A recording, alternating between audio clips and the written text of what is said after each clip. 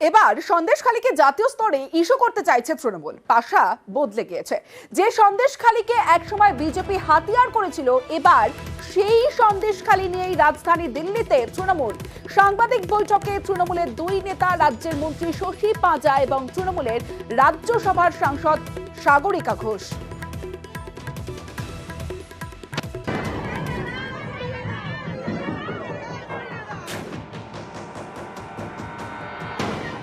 চব্বিশের ভোটে ইস্যু সন্দেশখালী। এই সন্দেশখালী নিয়ে দিল্লিতে সাংবাদিক বৈঠক করেন বিজেপি নেতা তথা হুগলির সাংসদ লকেট চট্টোপাধ্যায়। সন্দেশখালীকে জাতীয় ইস্যু করে আসরে নামে পদ্ম শিবির। এরপর বাংলায় এসে সন্দেশখালী অস্ত্রে শান দিয়েছেন নরেন্দ্র মোদী। বারবার তার মুখে শোনা গিয়েছে সন্দেশখালীর কথা।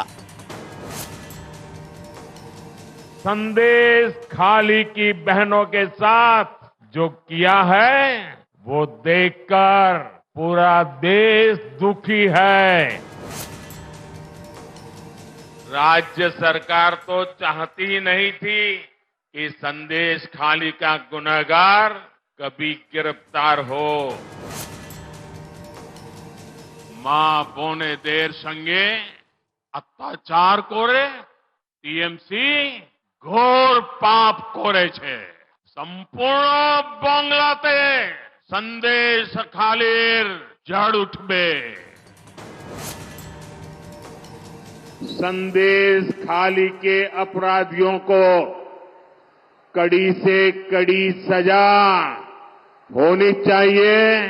उनकी जिंदगी जेलों में जानी चाहिए।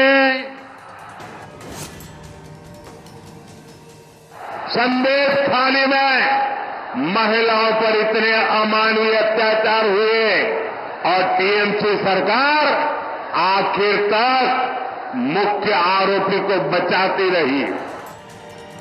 শুধু মোদী নন, অমিত শাহও সন্দেশখালী নিয়ে সুর চড়ান। तृणमूल कांग्रेस को जिताने का मतलब है संदेशखाली की तरह अत्याचार करने की छूट। সন্দেশখালী এলাকাটি বসিরহাট লোকসভার মধ্যে পড়ে।